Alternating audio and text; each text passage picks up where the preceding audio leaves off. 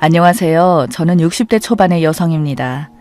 세상에는 참 많은 사연을 가진 사람들이 많더군요. 누군가에게 위로받고 싶어서 이곳저곳을 기웃거리다가 어쩌면 저보다 더 슬픈 사연들도 많아서 제 이야기를 용기 내어 시작해봅니다. 저는 20대 초반에 결혼을 했어요. 지금 생각해보면 그 당시 저도 참 일찍 결혼을 했네요. 제 나이 21살의 남편을 만나서 집안에서는 제가 팔리다시피 결혼을 했습니다. 남편은 그래도 정말 운이 좋았는지 저보다 7살이나 많은 남자였지만 저를 정말 아껴주던 남자였습니다. 연애 후 결혼이 아니라 집안에서 억지로 밀어붙이다시피 하게 된 결혼임에도 불구하고 남편은 항상 저를 먼저 생각하며 그 당시 먹고 살기 힘들어서 벌이가 넉넉하지 않았음에도 저한테 쓰는 돈은 하나도 아까워하지 않았어요. 저도 그런 남편을 진심으로 섬기고 존중하였고 저희 둘은 넉넉하진 않았지만 열심히 살았습니다.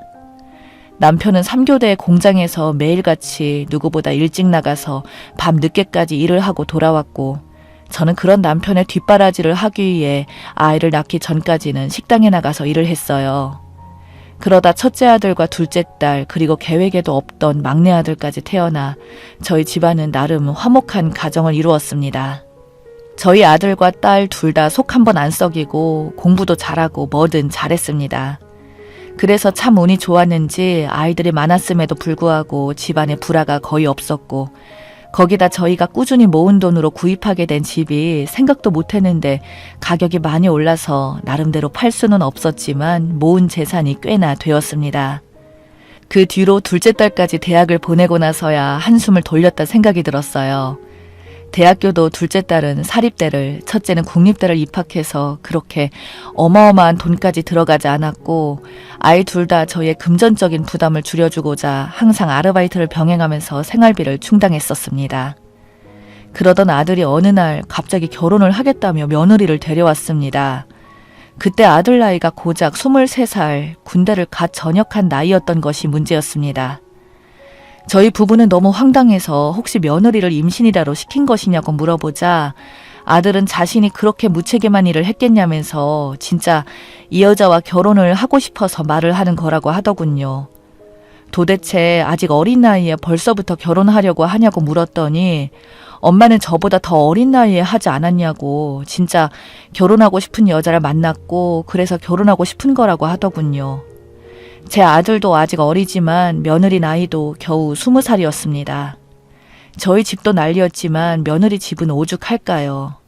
근데 둘 다 고집은 어찌나 센지 저나 사돈의 말을 전혀 들으려고 하지도 않았고 결혼을 허락 안 해주면 무작정 혼인신고를 하겠다고 발언을 하는 바람에 결국 저희가 제안을 한 것이 일단은 너희들이 성인이긴 하지만 아직은 학생이지 않냐고 둘 다 대학생이니까 현실적으로 지금 둘이 결혼을 해도 서로 아르바이트를 하는 돈으로는 경제적으로 살 수도 없으니 일단 대학을 졸업하고 취업을 했을 때 그때 결혼식을 올리자고 했습니다. 일찍 결혼해서 아이를 낳으면 학교 생활도 얼마 못할 테고 아직은 둘 다 서로를 책임질 수 있을 만큼 경제적인 능력이 없으니 어른들의 말을 따르라고 하자 그제서야 아들과 며느리는 고민을 좀 하더니 맞는 말씀 같다면서 아들은 저에게 대신 제가 먼저 취직을 하게 돼서 돈벌이를 하게 되면 그때는 결혼식을 허락해달라고 하더군요. 부모님의 도움을 요구하는 것도 아니고 그냥 둘이 결혼해서 작은 원룸이라도 좋으니까 그렇게라도 결혼해서 시작하겠다고요. 저는 아들이 성인이 되어서 잠시 불장난 같은 감정 때문에 저러는 거라고 생각했지만 정말 졸업 후에 취직을 하고 결혼하면 그것 또한 나쁘지 않지 않을까라는 마음으로 지켜봤는데 그로부터 3년이 지나는 동안 며느리와 아들은 둘의 이야기가 장난이 아니었다는 것이 느껴지더군요. 실제로 며느리는 저희한테 인사 온 그날부터 며느리와 다를 바 없었습니다. 집안 행사도 찾아오고 명절이면 저희 집에 인사도 꼬박꼬박 하러 오더군요. 심지어 저희 부부 결혼기념일이나 생일날에도 참석을 해서 처음에는 며느리가 그렇게 찾아올 때는 부담되고 그랬는데 이제는 며느리가 없으면 뭔가 허전한 기분이 들 정도였습니다. 결국 아들이 취직을 하자마자 결혼식을 치르게 되었어요. 회사에서도 무슨 신입사원이 들어오자마자 결혼을 하냐며 화제가 될 정도라고 하더군요. 둘은 그렇게 원룸 단칸방에서라도 시작을 한다고 했는데 어찌 부모된 마음에서 그러겠습니까? 남편과 저는 살던 집을 정리하고 신혼집과 혼수를 구매해줬어요. 저희는 그랬는데 사돈 쪽은 영 마음에 들지 않았나 봅니다. 아무것도 모르는 순진한 아이를 꼬셔서 결혼을 한다는 식으로 말도 하고 결혼 초기부터 사돈이랑은 잘 맞지 않았어요. 그러다 보니 저희가 더 무리해서 아들이 결혼하는데 해준 것도 컸고 그렇게 큰애를 잘 단돌이 했다고 생각할 무렵 제 인생이 모두 무너지게 되는 일이 있었습니다.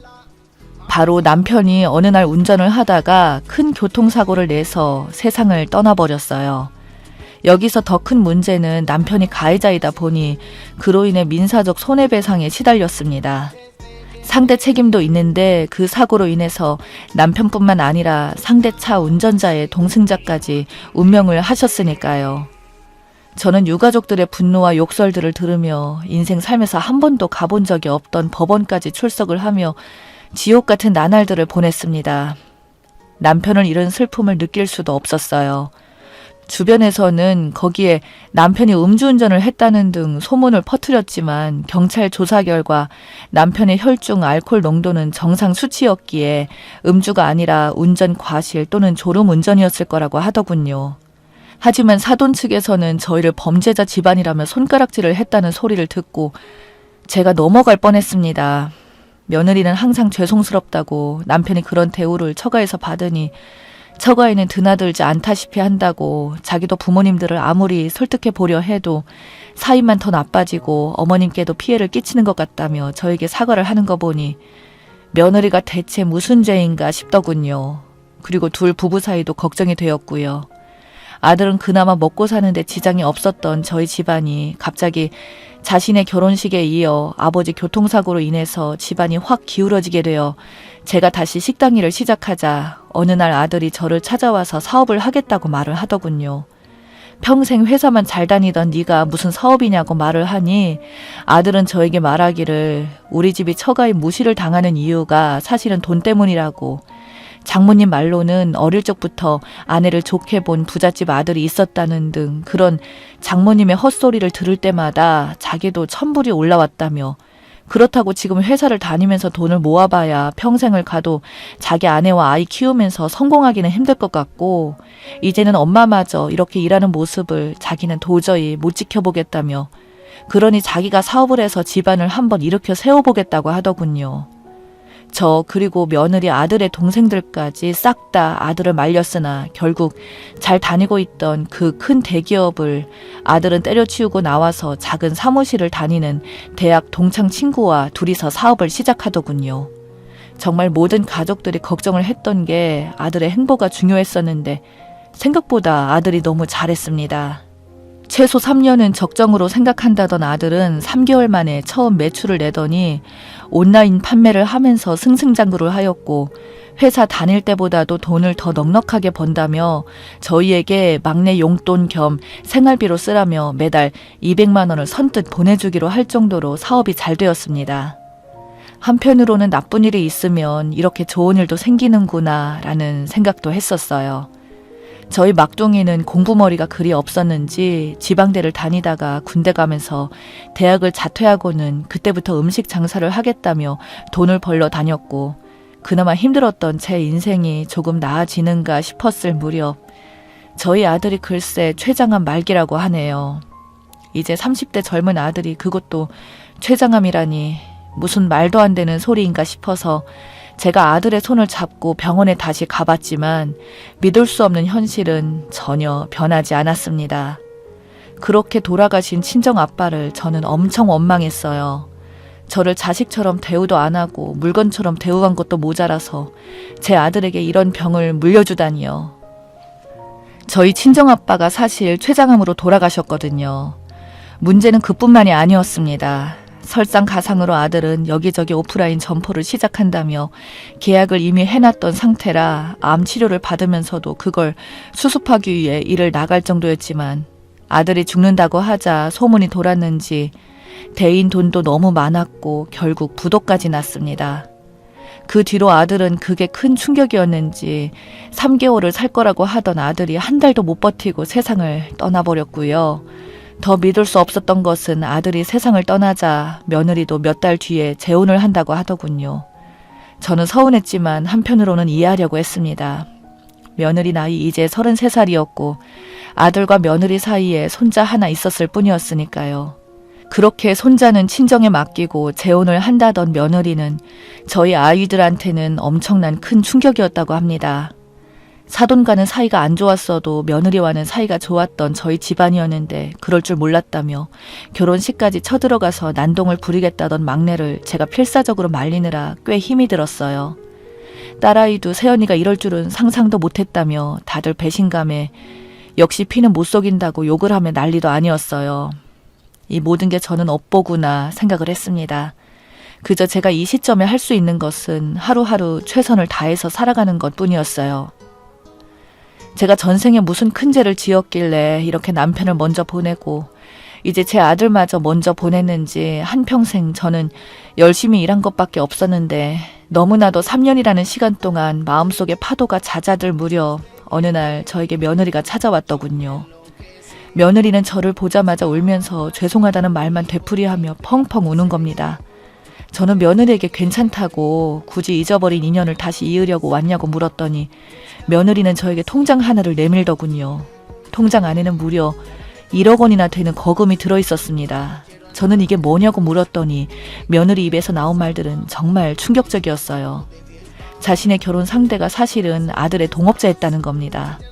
아들은 대학 동기와 같이 사업을 시작했고 사업이 어느 정도 성장하자 둘이 잘 맞지 않아서 결국 찢어지게 되었고 그 뒤로는 각자의 길에서 사업을 했는데 사실 대학 시절부터 아들 친구놈이 며느리를 좋아했다고 하네요.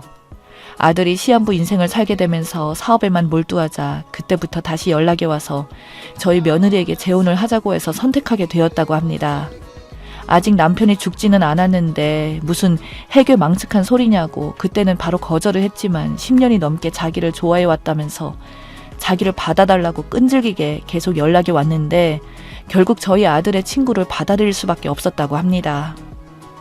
사실 아들의 사업이 무리한 확장을 하자 며느리가 자신의 명의로 대출을 꽤나 많이 받아서 남편에게 줬다는 겁니다. 그래서 재혼하면 그 많은 빚을 갚아주는 조건으로 아들이 죽고 나서 얼마 안 있다가 며느리가 재혼을 했던 거였어요. 그 모든 사실을 알게 된 사돈은 쌍수를 들고 환영했던 거고요. 그런데 결혼을 해서 어떻게든 적응해서 살아보려고 하는 과정 중에 알고 봤더니 남편의 사업을 망가뜨린 게 바로 남편의 친구놈이라는 것을 알게 된 거였어요. 같이 일했던 직원들 중에 자신의 편이 있었는데 장부 조작부터 시작해서 온갖 협박을 하면서 순식간에 남편을 무너뜨린 걸 저희 며느리가 알게 되자 남편의 원수와 이렇게 재혼한 것이 믿겨지지가 않았다고 합니다. 그렇지만 그걸 알게 되었을 때는 이미 그 남자와의 사이에 아이도 생겼고 모든 걸 되돌릴 수도 없어서 그저 어떻게든 잊고 지내려고 했지만 순간적으로 저와 제 가족들이 자꾸 눈에 밟혔다고 그래서 그나마 자신이 할 수 있는 것은 이렇게 돈이라도 모아서 건네주는 것밖에는 생각이 나지 않았다고 말하면서 울기만 하던 며느리를 저도 끌어안고 같이 펑펑 울었습니다. 저는 며느리에게 말했어요. 이렇게 정말 찾아와줘서 고맙고 너의 마음씨 또한 고맙다고 그리고 아직도 우리 아들을 잊지 않아줘서 고맙지만 이 돈은 못 받겠다고 말했습니다. 그러자 며느리는 어차피 이 돈은 아들이 망해서 헐값으로 인수를 해와서 벌어들인 돈 중에 일부일 뿐이라고 제가 빚을 내던 모든 돈들도 이 남자가 헐값에 모두 다 들고 간 거라고 알고 보면 저희 빚을 갚아준 것도 아니라고 그저 아들이 주는 용돈이라고 생각하시고 꼭 받아달라며 통장을 제 손에 꼭 쥐어주면서 다시 종종 찾아오겠다고 하더군요. 그렇게 며느리를 보내고 나니 참 많은 생각이 몰려옵니다. 지금도 며느리는 간간히 찾아와서는 옛날처럼 제 안부를 묻기도 하고 이것저것 몸에 좋은 홍삼이라며 보내주기도 합니다. 저는 좋지만 며느리가 이로 인해서 그 집안에서 큰 문제가 생길까봐 항상 걱정이네요. 제가 그래서 이제 오지 않아도 된다고 좋게 타일러 봐도 며느리는 그나마 이게 자기가 할 수 있는 최선의 방향이라고 말을 하는데 솔직히 좋으면서도 그만큼 걱정이 참 많이 되네요.